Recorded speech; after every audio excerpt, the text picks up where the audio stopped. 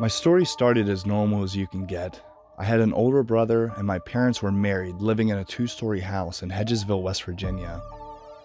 When I was 7, my dad's alcoholism was peaking. My parents got a divorce. It affected me deeply, and I remember finding it hard to express myself without stuttering. I spent my entire elementary school experience getting taken out of class for speech therapy. The school therapist realized if I could talk about the trauma behind my family splitting apart without stuttering, then I could talk about anything without stuttering, and it worked. I had developed a love for professional wrestling as early as I can remember, and my go-to line for trying to find friendships was, "Hey, do you like the WWF?" If you said yes, we were friends, and if that didn't work, I was known to be the class clown.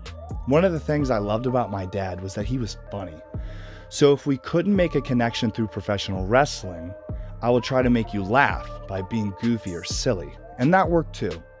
When I turned 18, I became a professional wrestler. But when I got injured in my early 30s, I had to scramble to figure out what I wanted to do with my life. That's when I discovered the local open mic stand-up comedy scene. I worked at a casino as a security officer for a period of time, and I asked my boss if I could be the security officer for the comedy shows.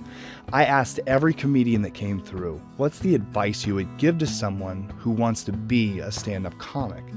Every one of them said the same thing. You just have to do it. Bomb, but keep coming back. Bomb and come back.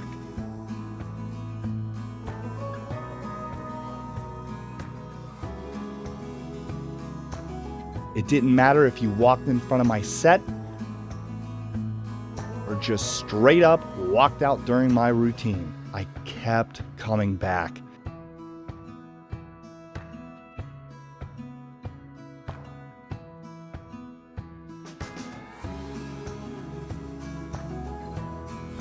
I am so lucky, so fortunate to have the support system that I do. I have the best friends that I could ever ask for.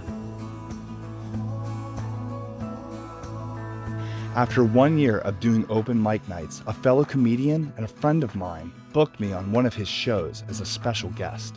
A 5-minute set is all he wanted, but it was terrifying and exciting all at the same time. People were paying to see stand-up, so this was a new kind of stress, and I loved it.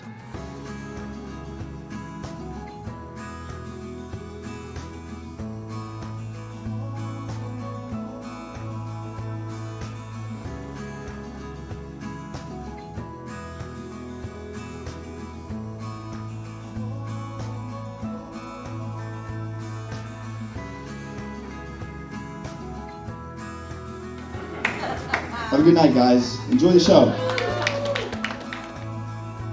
It is time for me to head back to the open mic scene, and I hope you subscribe and follow for more.